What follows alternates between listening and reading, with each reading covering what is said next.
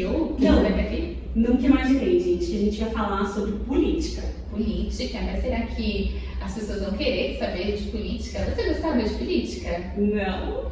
Eu, na verdade, eu não entendia muito, mas acho que tudo na nossa vida tem um pouco de política, você não acha? Eu acho que é muito importante a gente interagir, né? E assim, eu tô bem curiosa pra saber como que ela chegou na política, porque a trajetória dela é bem interessante. Não, sim, e os projetos dela são muito bons. Vocês precisam conhecer. Fica aí com a gente. Então, olha, vai ser uma entrevista realmente muito emocionante. Então, bora começar? Bora Vai, começar. Bora impactar? Então, olá, maravilhosas! Tudo bem com vocês? Sejam muito bem-vindos a mais um episódio do Pode Impactar. Eu sou a Miriam Campos. E eu sou a Fabiana Leite Arcanjo. Então, antes da gente apresentar quem tá aqui com a gente, vocês vão se inscrever se vocês ainda não é inscrito. Ativa o sininho Compartilha com aquela pessoa que precisa de um momento de impacto. e não esquece de dar um like, porque assim o YouTube entende que o conteúdo é bom e distribui para muito mais pessoas.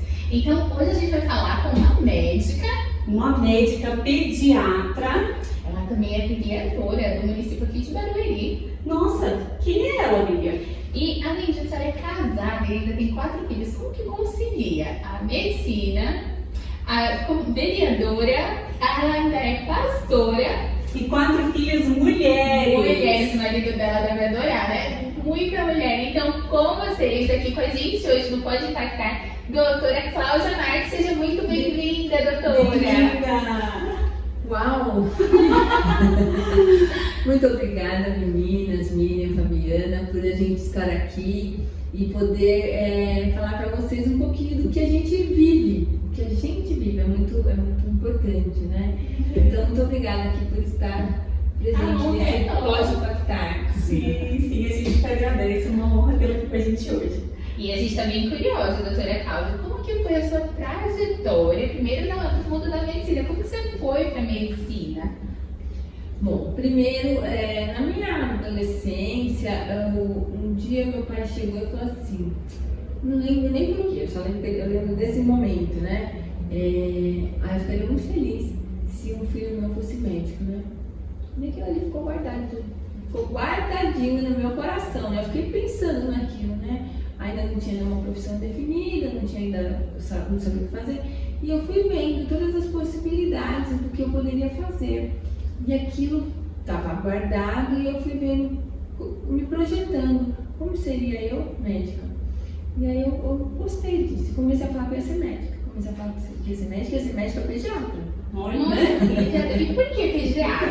Eu achava que era bonito e gostoso cuidar de crianças. Às vezes eu nem pensava muito, eu era adolescente, tinha 15, 16 anos, eu falava isso, né? Então, e aí eu fui me preparando para tal, né? Assim, eu fui estudando mais, porque eu vi que quem queria fazer medicina tinha que estudar muito. Eu lembro que tinha umas meninas que já tinham saído da minha escola e elas voltavam do cursinho, elas já estavam no segundo ano de cursinho, terceiro ano de cursinho. Eu falei, meu Deus. Quantos anos eu vou ter que ficar no cursinho? Exatamente quantos anos eu vou ter que ficar nesse cursinho para poder entrar nessa faculdade de medicina, né? E foi isso, foi. Mas eu falo que quando eu estava no terceiro ano do ensino médio, eu encontrei com um amigo, e eu já estava assim, amigo, eu fui fazer uma escola em Goiânia, esse ano eu morei um ano fora do meu reduto aqui, né? Meu pai resolveu morar em Goiânia naquele ano, né? Então foi complicado até, né? Mas eu fui para uma escola que voltava muito para o vestibular, só que era lá em Goiás.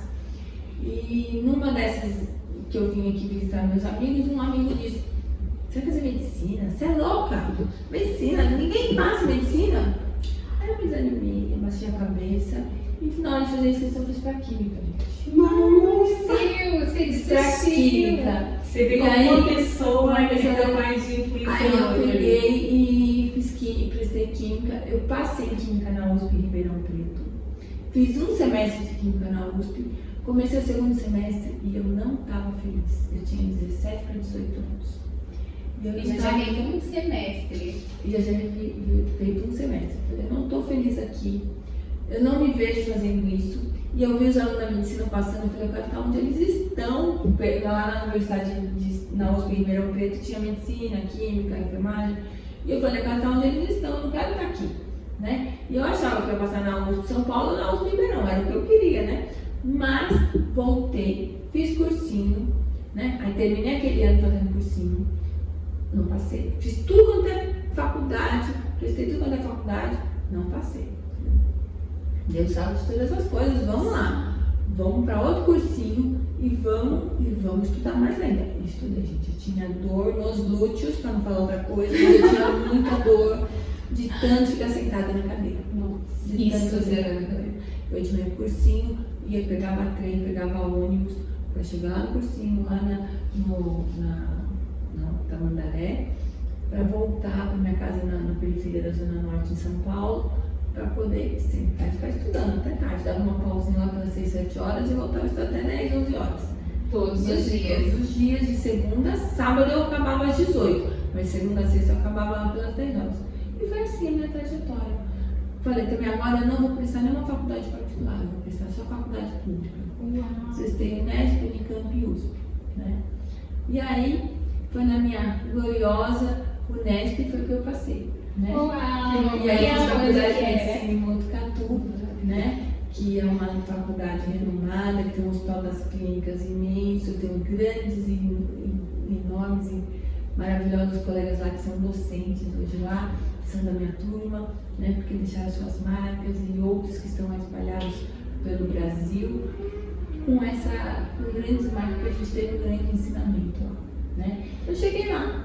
Foi assim que eu cheguei nessa faculdade. Fiz 6 anos de faculdade lá em Botucatu e foi muito bom. Então quem te inspirou, na verdade, foi seu pai, por uma sementinha que ele plantou. Exatamente, ele plantou uma sementinha e eu fiz aquela sementinha germinar e crescer. E além de ser médica pediatra, a senhora ainda colocou ali um nicho, vamos dizer assim, para ser alergista também, né? Sim. Cuida de algo bem específico também. Ao longo da graduação a gente vai vendo e quando a gente faz, quando termina a graduação, você se forma médico, mas médico generalista. Então você tem que fazer algo a mais para você ter um conhecimento maior, porque os 6 anos de medicina você fica, meu Deus, e agora? O que eu faço? Pra onde eu vou? Né? Então, aí eu fui fazer pediatria, né? Passei em pediatria, passei lá em Botucatu e passei em São Paulo, no Hospital Menino Jesus, que é um hospital de referência de hospital infantil, né? Que legal. Aqui em São Paulo, então passei nos dois, mas como eu queria ficar perto do meu quase esposo na época, né? Você conheceu ele na faculdade? Na faculdade, E aí eu falei, vou ficar em São Paulo, porque eu não tô afim de... Né, Botucatu era muito bom, eu não recusei por causa do local e nem por causa do conhecimento, né? Mas por conta de ficar próximo do meu noivo na época, né? E aí eu que também nem ficar num lugar ruim. Eu acho que até o Botucatu era melhor, mas a experiência que eu tive no Menino Jesus foi muito boa. Muito boa, porque era bem no centro de São Paulo, ali perto da Paulista, e ao mesmo tempo muita gente que vinha de todos os lugares da cidade para ser cuidado ali, então foi uma experiência muito forte. Mas aí, quando eu terminei a pediatria, eu falei, mas eu tenho que fazer algo a mais dentro da pediatria, foi quando eu vim fazer alergia.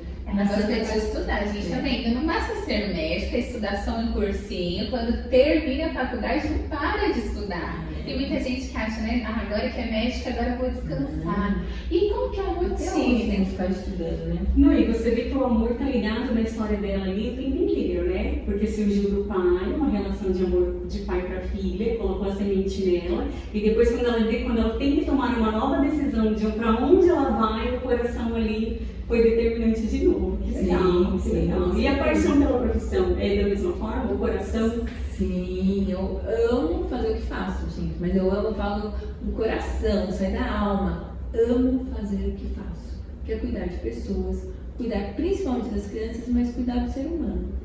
Porque eu vou falar que na pandemia, eu sou pediatra, quase não tinha crianças no começo com Covid. O que eu cuidei de adulto, por telefone, o que eu ajudei a salvar vidas, mas isso não é para falar, não, gente, é para falar que a gente é médico em qualquer lugar, em qualquer hora, né? E na hora que eu descobri, né, uma médica da USP, uma amiga da minha filha, faz medicina na USP, fazia agora formada, né, a Marina, e ela teve uma aula de uma professora incrível, que foi ela ganhou até um prêmio Nobel. Ela sacou por que todo mundo estava morrendo e ninguém ajudava. porque eram os coágulos que estavam no comecinho, ninguém sabia. E ela falou, por que aconteceu isso? Por que a saturação está tendo isso? Ela não estava. E ela sacou e começou a estudar mais, começou a ver o anátomo patológico, que eram os cadáveres que tinham morrido, e começou a entender o porquê. E foi ela dando aula para os alunos do 4º ano, e a menina passou essa aula para mim, e eu comecei a sacar o tratamento. E foi quando começou a dar certo que a gente fazia para as pessoas. E a gente começou a salvar muitas vidas. Eu e meu marido.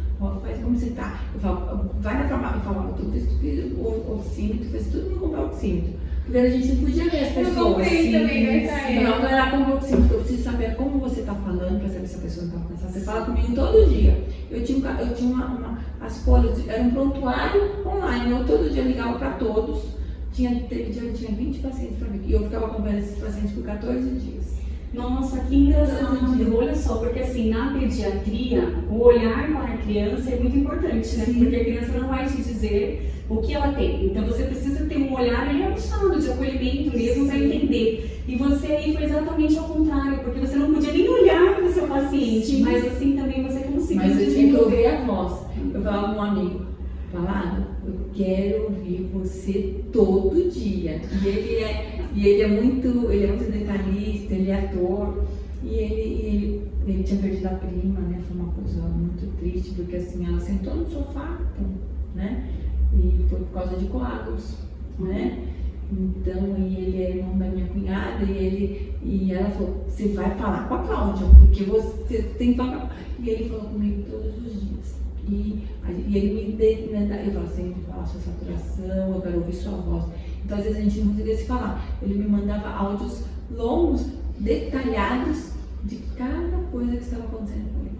Como ele falava, hoje você não está legal, é melhor você ir lá e fazer uma tom. Fazia tom, tomava um soro, ia para casa, a gente continuava o tratamento. Então, foi uma coisa assim, muito gratificante, porque eu sei que eu contribuí para salvar vidas. Foi muito, muito bom.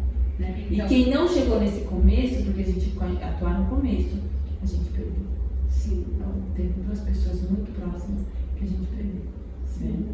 E desse caminho aí, doutora, de contribuir, como que foi que você sai ali da medicina para atuar na política? Na verdade, nem saiu, né? Eu já ia falar isso. Continua. Primeiro, eu não saí da medicina, eu continuo na medicina, continuo atendendo minhas crianças no posto de saúde. Minhas crianças que lindas. Minhas crianças, né? E continuo atendendo. Algumas crianças já são adolescentes, outras já são pais, né? Uau. Mas passam muito comigo, que viraram. Ai, você passou, eu fui seu paciente, meu Deus do céu. É um homem. Eu já estou formada há 30 anos, né? Então, Sim, quem eu atendi aqui em Barueri, eu estou há 27. Então, quem eu atendi com 2 anos, hoje tem 26, 25, né? Então, estamos aí. Então, eu não larguei a medicina, pelo contrário, a medicina é a minha base, né? Eu não consigo, né? Eu vou me aposentar, vou continuar trabalhando, né? Vou mudando os lugares, mas a gente vai continuar. Mas, assim, a gente cuida das pessoas. Medicina é cuidar de pessoas. E quando a gente cuida individualmente. Dentro do consultório, a gente cuida individualmente, um a um, né? Quando a gente vê que eles precisam de algo a mais no coletivo, a gente precisa ir para algo a mais, né? Então foi quando a gente sai do consultório, né? No meio período eu fico no consultório, o outro sai para a rua e vai ver o que essas pessoas precisam. Ou às vezes as necessidades chegam ali dentro do consultório, mas aquilo ali eu não consigo resolver ali dentro. Para que a gente precisa de um centro de hemodinâmica para salvar vidas, para poder fazer aquele exame no momento oportuno, no momento certo, para a pessoa não morrer de um infarto fulminante, né? Então é isso que a gente Foi uma das conquistas que a senhora fez aqui para a sua voz, ela pode ser ouvida dentro da política, né? Porque talvez só ouvir o paciente no consultório sem, de repente, ter uma força, né, para poder fazer, não era suficiente. Sim. Então, a senhora consegue atrelar essa vivência de dentro do consultório para a tomada de decisão, para ir para ser vereadora, enfim, para o universo da política? Sim, a gente pega as opiniões, né? E assim, uma única opinião, às vezes é uma opinião isolada, mas quando a gente começa a somar aquela opinião de várias outras, essa população precisa de algum exame, precisa de algum acolhimento, né, de algum equipamento, que a gente está ali para fazer uma indicação, para conversar com o prefeito, conversar com o secretário, para trazer aquele equipamento, aquele serviço para aquele local. Né? E eu trabalho assim muito com mulher, e pensando assim no universo da política, e a mulher dentro da política também não é uma coisa assim muito antiga. O voto foi acho que em 32, se eu não me engano. 1932. 1932 que a mulher começou a votar, né? E não era acho que nem obrigatório, acho que se tornou obrigatório bem depois. E como E que ser é? votada bem depois, né? Bem depois, eu não sei nem, eu não tenho esse dado. Então, que começou, pôde se permitir, acho que foi em 36, né? Mas que as mulheres começaram a ser foi depois, né? Pra serem realmente eleitas, candidatas, né? Foi depois. E hoje tem, como que é a dinâmica de você estar num universo que eu acho que é predominantemente masculino, não é? Infelizmente ainda é predominantemente masculino o universo político, né? Mas a gente está levantando mulheres para elas irem para a política. E eu digo sempre nas reuniões que eu faço, né, com mulheres, que a gente é política onde a gente está. Porque na hora que você vê que a escola do seu filho tem alguma coisa errada, ou ela não está distribuindo de uma forma adequada, o uniforme que veio errado, ou os professores que não estão dando aula adequada, as mulheres vão se reunir e vão procurar buscar melhorias para os filhos dela dentro da escola. A hora que a mesma coisa acontece no seu bairro, na sua rua, você vai reunir as vizinhas, e a hora que você está atuando e vai tentar resolver aquele problema, você está sendo política, porque você está trabalhando em prol de uma causa comum. Olha que legal, né? A gente é política, a gente nem Nem sabe. Então, falando em escola, eu pesquisei também que tem um projeto aí para as meninas na escola, né? Um diferencial que você trouxe aqui para Barueri. Conta pra gente um pouquinho dessa diferença daquele projeto Menstruação Sem Tabu, é isso? Sim, a gente tem esse projeto Menstruação Sem Tabu, porque assim, muitas meninas, mais nas escolas públicas, né? Elas não têm dinheiro, a família não tem dinheiro para comprar um absorvente. Né? Então a gente começou com esse projeto antes de ter uma lei federal. Né? Então hoje a lei federal ajuda muito mais. Que era para as pessoas que têm condições fazerem doações para essas meninas e ter os absorventes disponíveis nas escolas para essas meninas. Porque muitas meninas faltam nas escolas, né? Faltam na escola por não ter o absorvente, para não passar vergonha. E aí tem um prejuízo escolar. Todo mês vai faltar 2, 3 dias na escola e vai prejudicando essa menina, né? O desenvolvimento escolar dela. Então, assim, hoje existe uma lei, né, federal, não me lembro o nome agora, mas depois a gente pode citar. E essa lei você pode fazer inscrição pelo site e você buscar o seu absorvente na farmácia. Que legal! Mas Eu não sabia, você sabia? Eu não sabia. Depois eu passo direitinho ali pra vocês. A gente vai deixar vou começar pela colinha, porque é muito número pra decorar. Sim. Mas o link, tudo bonitinho, porque as pessoas que têm dificuldade de ganho, as pessoas mais vulneráveis, elas têm direito a ter esse absorvente. E muita gente nem sabe, não conhece. A gente precisa divulgar mais, né? Isso, é verdade. A gente já está num projeto aí de divulgar mais esse projeto do governo federal, né? Então é olhar muito mais para o outro, né? A questão do serviço também, né? De você se colocar no serviço e ser uma ponte, porque é identificar um problema aqui e você conseguir dar voz para, de repente, quem não tem. Então você hoje é uma voz para as mulheres, que tem um movimento que é assim que eu conheci a doutora, inclusive depois da Fabi foi também, que foi um movimento, né, o Café para Mulheres. E como que iniciou esse movimento, doutora? Porque é muito bonito, inclusive parabéns, é um projeto incrível. Gente, se vocês tiverem oportunidade aqui em Barueri, vão, porque realmente foi incrível a forma como eu pensei, porque eu achei que seria muita coisa política. Né? E aí a gente já fica com o pezinho atrás, porque a gente tem um preconceito, porque acha que vai ser muita politicagem. Só que na verdade não, eu tive assim, um sentimento muito bom quando eu fui para esse café. E como que surgiu? Sim, Miriam, inclusive só complementando aqui, a Miriam me convidou para ir pro café. Ela falou, Fabiana, um café na Câmara lá em Barueri. Eu falei, meu Deus, política, né? Pô, mas se a Miriam tá indo, deve ser legal. Gente, não tinha política no café. Tinha acolhimento, tinha mulheres falando sobre a vida das mulheres. Foi um lugar, eu falei para a doutora que foi assim, realmente um presente. Eu me senti naquele Dia das Mulheres presenteada por estar ali. É um projeto incrível, se você puder ter acesso, não percam. Fala do projeto pra gente, doutora, por favor. Nosso projeto chama Café Mulheres e Ideias, né? E tudo começou com a necessidade de eu conhecer mais mulheres e elas me conhecerem, né? Conhecer os meus projetos e me conhecerem. E a gente começou a fazer esse café todas as segundas, às 10 horas da manhã, no Gabinete 2, que é o gabinete na qual eu atuo, dentro da Câmara Municipal de Barueri. E começou de um jeito assim tão tranquilo para a gente se conhecer, e as mulheres se soltam, falam os seus sentimentos, falam das suas vidas de uma forma natural e se sentem bem, se sentem satisfeitas de estarem ali. Então foi uma coisa muito bacana. Esses nossos cafés acontecem às segundas-feiras. A gente já fez uns cafés no final do semestre passado para finalizar o nosso ano, e fizemos um no Dia das Mulheres, mas que a gente traz todas as mulheres, porque esses cafés são, geralmente que são às segundas-feiras, são mais intimistas, não vão muitas mulheres, mas a gente sempre está trazendo 8, 10, já naquela mensalinha já foi 18, já foram 18 mulheres. Como coube, ninguém sabe. Mas Deus fez todo mundo se assentar e deu tudo certo. E foi muito bom, né? Só que assim, com menos pessoas a gente consegue, cada uma consegue falar um pouco mais, se expressar mais, né? E a gente acolher melhor, né? A gente já teve muito choro, muita risada, né? E cura.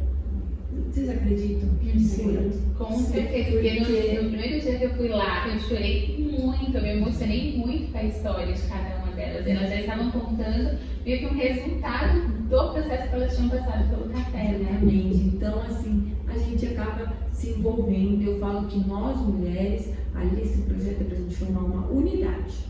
Porque quando a gente forma uma unidade, nós somos muito mais fortes, nós estamos unidas ali, em prol de uma ajudar a outra, né? Então você que está aí na sua casa, não tem compromisso na segunda-feira de manhã, ou tem um compromisso que pode ser adiado, venha na nossa segunda-feira, às 10 da manhã, na Câmara Municipal de Barueri, Gabinete 2, com a doutora Cláudia, e vai ser muito bom. Olha, gente, que convite. Então, olha que convite especial da doutora Cláudia, porque é um momento que a gente vai poder ter pra gente, porque a mulher, ela costuma muito cuidar das outras pessoas, é um momento de cuidado para ela mesma. E quando assim, estando ali, sendo inserida no universo da mulher, o que você acha assim sobre essa parte de concorrência? Porque você está falando muito da sua idade. Você vê muita concorrência entre mulheres ainda, doutora? Sim, claro que tem, né? E assim, é a roupa, ela tem isso, eu não tenho, né? Tudo, né? Ou de filhos, ou de um esposo, né, que é melhor graduado, ou qualquer coisa assim, né? A gente vê. Porém, ali não tem isso. Ali não tem isso. Cada uma expõe as suas necessidades, as suas dificuldades, as suas dores. A vulnerabilidade, né? Vulnerabilidade. E a gente vê que a gente se une, né? Eu lembro que eu fui mulheres lá com várias dificuldades, a gente se abraça, né? A gente acolhe realmente. Não começou por isso, nada, mas assim, a gente tem feito isso e tem sido maravilhoso. Que incrível, a gente pode bastante fruto, né? De ver pessoas realmente transformadas ali. Que bacana. Agora, como família, uma coisa, tem tanta coisa. A senhora tem 4 filhas, tem um marido. Não deixou a medicina e não deixou. E uma coisa muito importante também que ela não deixou, que é a espiritualidade, que a doutora também é pastora. Como que é? Eu tenho 24 horas, eu não sei se a senhora tem mais de 24 horas por dia, mas eu tenho 24 horas. Como que a senhora consegue conciliar? Eu queria 48, mas não Papai da senhora não permitiu. Não tem esse privilégio de ter 48 horas. Gente, a gente vai se organizando ao longo dos anos, né? Agora ainda tem mãe e sogro em casa também, viu? Olha só. Então tem que ir ao remédio. É claro que eu tenho toda uma estrutura para me ajudar. Eu tenho minhas parceiras lá em casa que são as mesmas, são duas, quase, uma idosa, uma quase idosa, mas são minhas mulheres de confiança da minha casa, né? E agora com a minha mãe, meus irmãos me ajudam, mas está na minha casa que eu fico mais tranquila. mas também tem uma pessoa também para cuidar da minha mãe. Então, meu sogro também fica lá, que todo mundo ajuda ali a cuidar, né? Então, isso é em casa, né? E a gente tem que ir para o trabalho, tem filho às vezes para buscar na escola, tem dia que 10h30 da noite eu tenho que buscar minha filha na faculdade, né? E aí meu marido se divide, mas eu tenho que ter um suporte, né?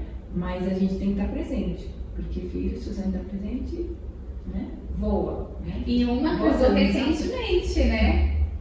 Sim, a minha Caroline casou, tá vivendo sua vida, mas tá sempre presente aqui com a gente. Já mandou um bom dia hoje, eu não consegui responder de forma adequada ainda, mas em algum horário, eu sei que tem dia que eu tô respondendo mensagem 1h da manhã. Doutora, a senhora estava acordada, a senhora não estava. Era a hora que eu vou responder as coisas, né? Acorda cedo, vai dormir tarde, mas chega no final do dia todas as tarefas serão cumpridas. Gente, uma coisa bem legal que ela falou, né, Fabi? É a questão da rede de apoio, porque mulher, ó, você que tá em casa, não adianta querer ou achar que você vai dar conta de tudo e nem precisa dar conta de tudo sozinha. Você tem muitas tarefas, como todas nós, né? Temos muitas tarefas no dia, mas nosso dia, como todo mundo, tem 24 horas e a organização do tempo é muito importante e ter uma rede de apoio. Você conseguir delegar, não deixar tudo na sua mão, achando que só você consegue resolver. A doutora citou o esposo, a filha, citou a equipe, citou também, né, essa rede de pessoas que ajudam. Por quê? Porque a gente não precisa fazer tudo, né? Então acho que é bem importante, acho que é uma fala bem importante, porque a gente pode sim dar conta, só que precisa de pessoas ali nos ajudando também, né? Tem uma coisa interessante que aconteceu semana passada, porque a Graça, meu marido fala assim, a Graça me basta, mas no caso a Graça não basta, porque a Graça é minha funcionária que cobre tudo. É o nome dela que é Graça. Lá em casa a Graça não basta, porque é muita coisa para fazer, mas é uma pessoa que eu tenho de confiança, que são os meus olhos para as coisas, se tiver alguma coisa errada, se o filho está numa coisa, né, se o sogro está passando mal, são os meus olhos, né? Tanto que por isso que eu deixei minha mãe lá, foi que mesmo com a rede de apoio, né, uma cuidadora, tudo, a Graça são os meus olhos na hora que eu não estou em casa. E semana passada ela foi numa consulta e precisava de um acompanhante. E ela não tinha acompanhante. Aí meu olho falou, a médica, a vereadora estava acompanhando ela. Eu falei, ela me ajuda em tudo, por que eu não ia estar lá com ela? Então o pessoal do hospital ficou meio assim, né? Eu falei, quem que é? Eu falei, minha amiga, mas eu sou patroa dela também. A pessoa ficou olhando assim, né? Mas assim, porque a gente tem que ser parceira, a gente tem que ser unidas, né? Se ela me ajuda, por que eu não vou ajudar ela? Que legal, está muito bem. E agora a doutora Paula, você está no quadro Pode Impactar. Então, vamos falar, doutora, você tem alguma coisa que você quer deixar como mensagem que pode impactar na vida das mulheres? Como você acabou de citar aí, esse exemplo lindo em que você foi lá no médico com a pessoa que mais te apoia, com aquela que mais está ali do seu lado, como a gente pode impactar na vida das mulheres? Primeira coisa, eu acho muito importante aquilo que eu falei lá no começo. Quando alguém falar que você não pode, não tenha isso como verdade. Vá pesquisar, vá buscar, procure conhecimento. Mas realmente você não pode? Opa, eu posso sim, eu vou lutar para ter um melhor emprego, para cuidar do filho, para cuidar melhor do meu marido, né? Para a gente viver melhor. Então, não tenha como verdade você é o primeiro não que você tiver. Então, vamos buscar algo melhor. Uma das coisas é essa, né? E eu acho que a gente tem que se amar, né? A gente tem que se amar, porque se a gente não se ama, fica muito mais difícil de viver qualquer coisa. Então, a gente tem que se amar e amar as pessoas que estão ao nosso lado, abraçar, cuidar, mas se amar, né? Legal. E conta pra gente um momento de impacto da sua vida, que você mais assim lembra, assim, isso foi impactante na minha vida. Tem algum momento assim? Nossa, eu tive alguns, né? Mas não sei. Agora, de cara, você podia ter me falado isso. Bom, olha, teve uma coisa que foi interessante. A minha filha chegou assim pra mim na minha cozinha e falou, mãe, eu sei que você ia morrer. Eu falei, nossa filha, só isso pra lá, né? Passou 2 meses, a gente foi viajar, nosso carro deu um problema na estrada e teve que esperar o socorro. E veio um grupo de ladrões, né? Um ladrão. E veio com a arma na minha cara. E aí, eu quase morri, porque eu me enfiei na frente das minhas filhas, falei, ninguém mexe nas minhas filhas, né? E eu não tive medo da arma, gente, eu não sei porquê, eu não tive medo. Ali eu não achei que eu ia morrer, mas depois, pensando em tudo, eu falei, gente, eu podia ter morrido, né? E aquilo ali, né? E tem um louvor que fala, não era para você estar aqui, né? Não. E eu sempre que eu ouço esse louvor, eu penso nisso, né? Então, isso é uma... Porque minha filha, então acho que algo me protegeu ali, né? E toda vez que eu escuto esse louvor, eu penso nisso, né? Então, porque Deus me protegeu ali, né? Porque eu fui proteger minhas filhas, né? Então isso foi algo impactante. Tem muitos outros, gente, mas é que agora, assim, de cara, esse foi um que realmente ainda tem impactado, né? E isso revela, doutora, quanto você realmente se coloca à frente para cuidar dos outros. Que é a sua característica, que daí você foi querer ser médica, daí você ocupa o seu cargo hoje, e o quanto é íntegro isso de você, o quanto isso é o seu ser realmente, e quanto você e como a gente precisa estar bem para ajudar os outros, e dá para ver que você está realmente na sua essência, que é exatamente isso. Por que você se colocou à frente? Porque você entendeu que esse é o seu papel. Parabéns. Obrigada, Muito obrigada, viu? Gente, e é emocionante ter mulheres que, assim, dão esse passo, porque não é simples dar passos, assim, tanto na medicina, que teve que estudar bastante, na política, que você precisa estudar também, claro, e ter, assim, o apoio de muitas pessoas ali. Então, poucas pessoas querem sair realmente da zona de conforto para ir em busca de algo melhor, de buscar. E para essas mulheres que, às vezes, será que é o momento que eu deveria fazer alguma coisa? O que você deixa de mensagem para elas? Será que é o momento? Mulheres, claro que é, né? A gente sempre tem que estar, o que eu posso fazer para eu ser mais feliz, né? Eu tenho uma pessoa que sempre fala para mim, entre ter razão e ser feliz, seja feliz, né? Então, às vezes você fica brigando, batendo na tecla e aquilo não vai, né? Mas o que vai me deixar feliz? Então, acho que a gente tem que tentar sempre buscar ser feliz, né? Vocês me deram, né? Eu não estava feliz com o meu emprego lá, né? Foi difícil sair daquele emprego que tinha uma estabilidade, mas precisava ser feliz, for atrás de coisas novas, né? É claro que a gente tem que, hoje em dia, pensar no impacto financeiro, pensar no impacto familiar, mas sempre buscando, né? Buscar conhecimento, acho que é importante, né? Buscar o conhecimento para poder melhorar. E não é fácil, às vezes, do jeito que você está ali naquele mundo tão limitado, saber que atrás daquilo tem um mundo muito maior ao seu redor. Então a gente precisa buscar esse mundo, as boas coisas, né? As boas coisas.